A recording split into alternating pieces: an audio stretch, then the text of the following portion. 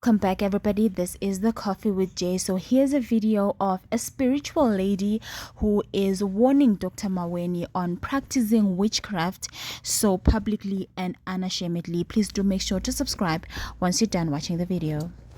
This is a message to a woman who calls herself Gogo Maweni, who claims herself to be a Sangoma.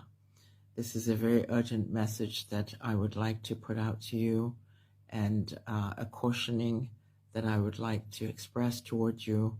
And in expressing it, I am hoping that you are of sane mind.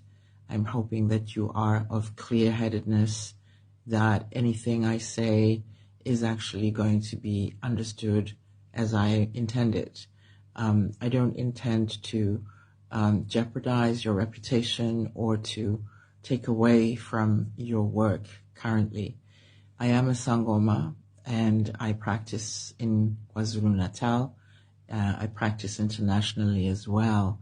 I've been practicing for probably the last 23 years. It does cause injury to us as Sangomas of the light, if you will, as Sangomas who have a conscience, as Sangomas who wish to uplift the tradition and to have people have trust in us. I have watched your videos, which apparently come from a television show that you're in, and I've watched you with your students apparently teaching them how to cause harm to people, how to injure people spiritually, and you seem to be very proud of imparting this knowledge, and you seem to be very confident in the effects, whether they are negative or positive, almost to the point of being proud of being capable of taking a life. I don't know what what is driving you, what motivates you, and whether or not you still have an ability to discern for yourself what is good and what is bad, and whether you care whether people live or die. But it's it's now too much.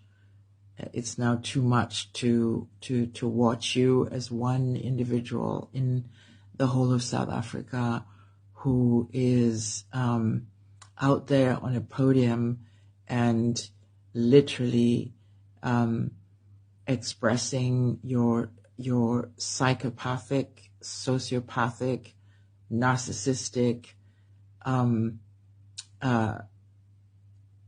psyche and immoral, disgusting, unbelievable lack of grace that you are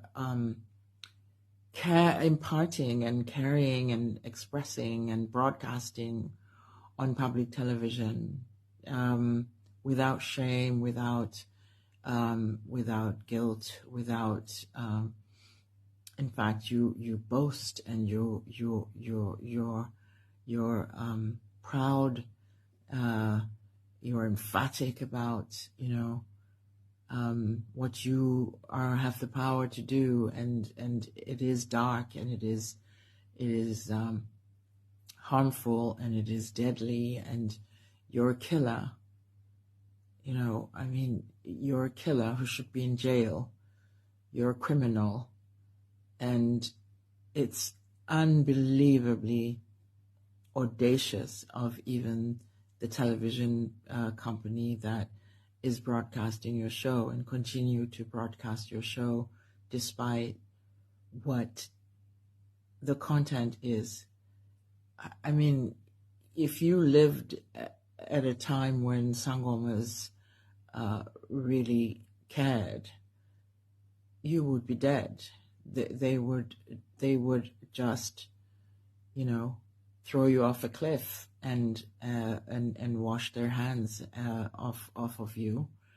And it is insane that we are at this stage in our practice when so many young people are awakening, when so many ancestors are awakening their children to do good and to be of light, that you, out of all the millions of people, or the 200,000 that is the statistic of traditional healers, that you would stand out for the practice of pure evil, and that you would stand on a podium and be proud of it and declare, publicly the horrendous, atrocious, inhumane things that you are doing.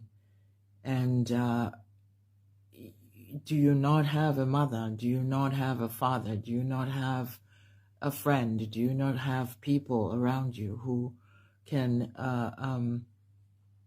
awaken you to your own reality of just how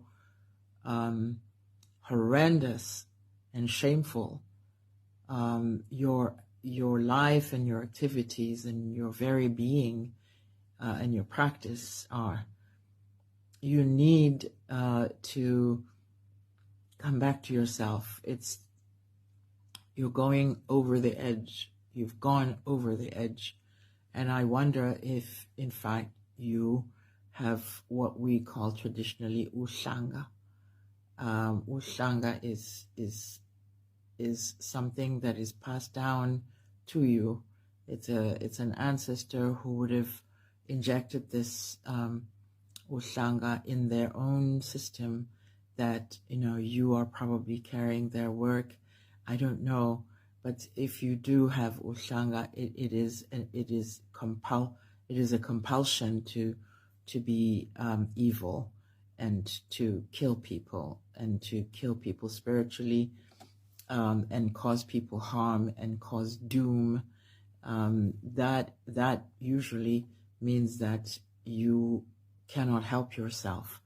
And it seems that that's how you are being now. You cannot help yourself. And you do not understand, even at this point, the shame of who you are and what you do. And I am not hoping to shame you, because I don't know if you still have a sane mind to even grasp what is shame and what is, not shame. But I'm appealing to you to look into the criminal activities and how they are described in the act that I mentioned earlier. And I would hope that you would understand that at some point there will be a reckoning. At some point, it may not happen to you, but it'll happen to your child.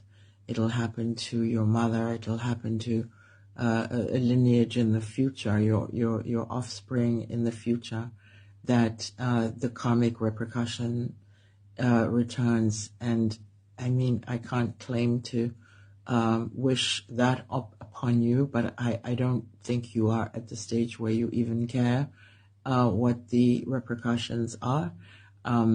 I do fear for the victims that you continue to victimize with your practice. And I continue to also feel empathy, and I feel the danger of the people that come to you thinking that they are going to gain something from you, because they are just coming to you to be abused and to be killed of their own conscience. Unfortunately, for whatever reason, these people are in a position of being victims. And someone somewhere who sees this message, please help us Sangomas to get rid of this woman, and help us to get her to whatever intervention she needs, so that she's not within our practice. We would want her to be out of our practice because we do not want the world to see us or to see what she wears and we wear to symbolize that this is what we are and that we are